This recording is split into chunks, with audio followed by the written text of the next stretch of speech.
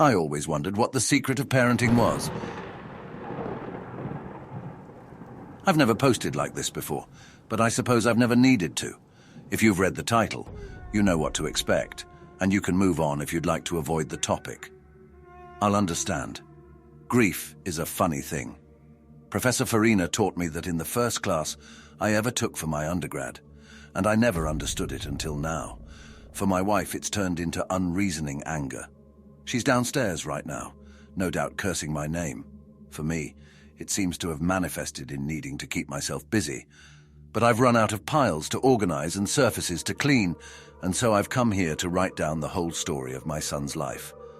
I apologize in advance for rambling, but it's all so fresh and raw right now that I need to work myself up to the actual event. My greatest failure. My idol, Skinner, once said, "A failure is not always a mistake. It may simply be the best one can do under the circumstances." But I feel I have made a great many mistakes. When my son was born, it was like I finally had found my calling. Yes, I'd had jobs before, even what I thought was a respectable and long-term career, but nothing had ever captured my interest. Nothing had ever engaged my waking and sleeping mind, like that tiny cherubic face. We'd planned to leave Isaac with her parents 4 days a week, so that she could soon resume her job, and I could continue mine without interruption. But a week of paternity leave was far too short for me, and so I decided that we could forego some of the creature comforts that 2 incomes would allow. I decided to become a stay-at-home dad. The university wasn't too thrilled about losing a tenure-track professor, but I was adamant.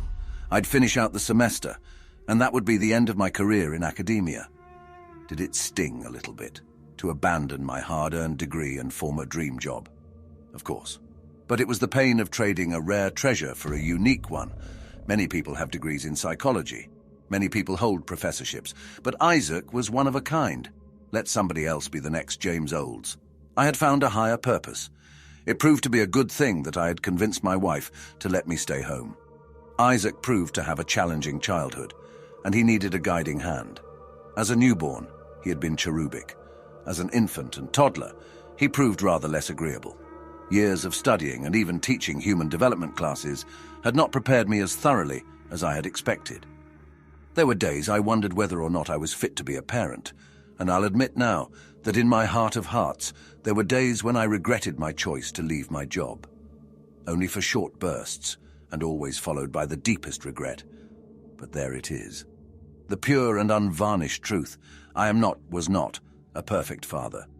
When I had just about reached my breaking point, when the thought of another day of tantrums and diapers and bone-deep weariness was too much to bear, Isaac turned a behavioral corner. It came right after a terrible fright, the only real injury he ever suffered in his life. His mother always thought that when he fell and bumped his head so hard he needed stitches, it must have knocked something loose. I didn't think it was quite so drastic as that, but there was a marked improvement from that day forward. And although I could never have stayed mad at him for long, I was even more lenient, as long as he had that hangdog look and those bruised eyes. In fact, having been afraid for even a moment of losing him, I could hardly bear to discipline him at all. Luckily, I rarely had any call to do so. As the terrible twos faded into memory, Isaac grew into the model child. His tantrums disappeared, and the willful and stubborn young boy became as tractable as any parent could hope. He ate his vegetables, he cleaned his room, he put away his toys, and he made my life as a father an endless parade of delight. Seeing his bright smile first thing in the morning never failed to bring an answering smile to my face. I was worried, I'll admit, that he would change as he grew older and went to school. My wife called me a mother hen, half teasing and half exasperated with my worrying. After a year of public school, though, she began to agree with me. Our well-behaved son was in danger of reverting into the little hellion who had so exhausted us years prior. I don't know why she worried about it.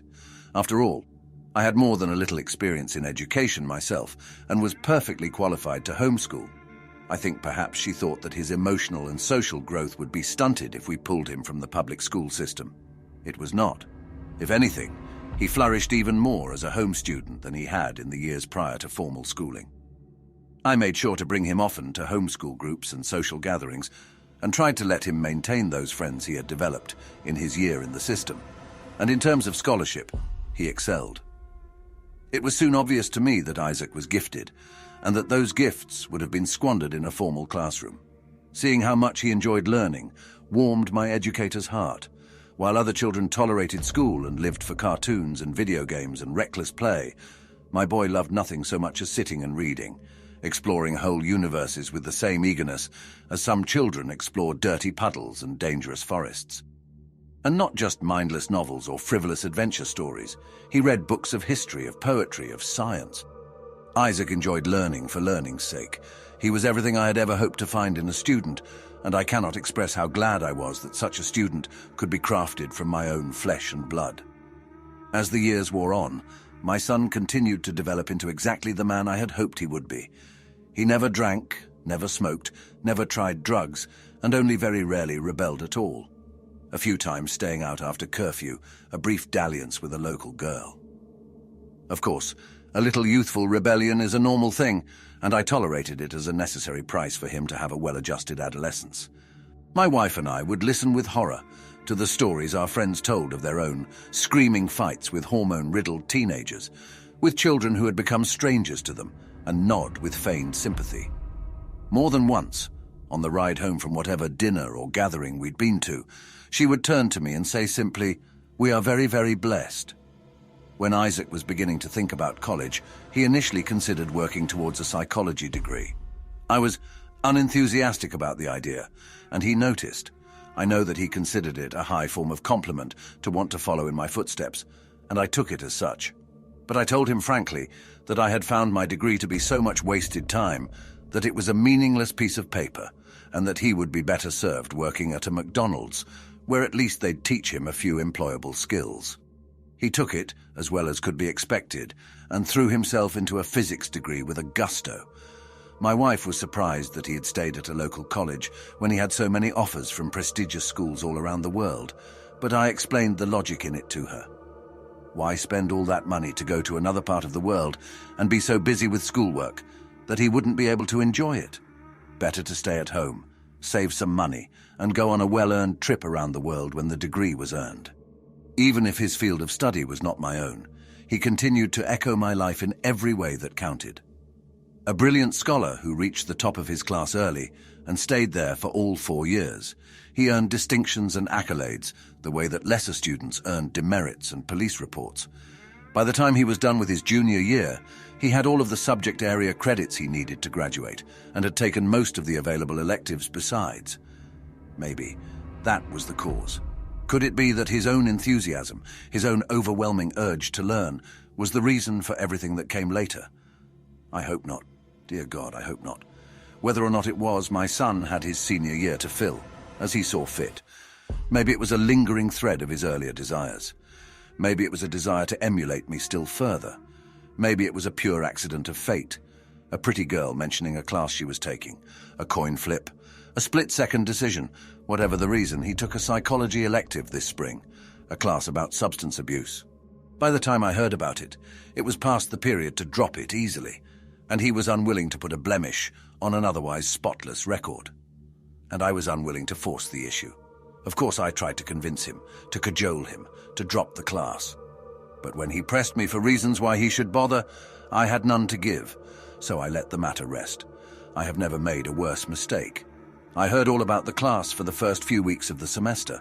For his whole college career, Isaac had been more than happy to spend time with his mother and I, and to regale us with stories from his time at school. We were so proud of him. I was so proud. But in February, something changed. His talks grew shorter and colder, and soon stopped altogether. By early last month, my son seldom left his room while at home. When he did, any conversations we had were stilted and awkward. A wall had grown between us, and I couldn't understand it. My wife dismissed it as senioritis, or a long overdue display of teenage pique. I was not so sure. My boy was perfect. He was beyond such things. She and I agreed that if it continued past spring break, the first spring break he had ever spent away from home, we would talk to him about it. We would get our son back, she said, and I believed her. I really thought I could do it, that no matter the problem, I could overcome it. But Isaac never came back from spring break. All that came to us from those sunny southern shores were frantic phone calls, a police report, a cold body, and sealed letters. My wife and I laid him to rest in a small private ceremony a week and a half ago. As I gave the eulogy, I couldn't help but cry about what we had lost, not just my son as he was, the light of my life, but the man he might have been. After many tears and brutal self-recriminations, my wife and I finally opened the envelopes that held our son's last words to us. The one addressed to me was written for my eyes only, but I'll copy it here for you. The words are too much for me to bear alone.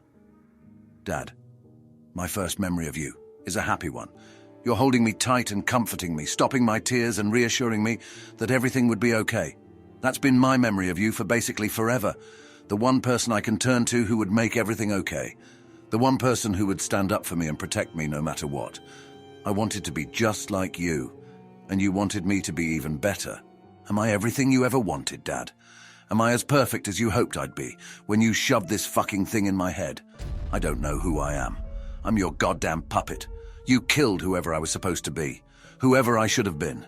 You killed me and replaced me with whoever the hell I am now. I just know, no more. I don't know if I've ever decided anything for myself in my whole fucking life, but I'll decide on this much. When to end it. I hope you burn in hell.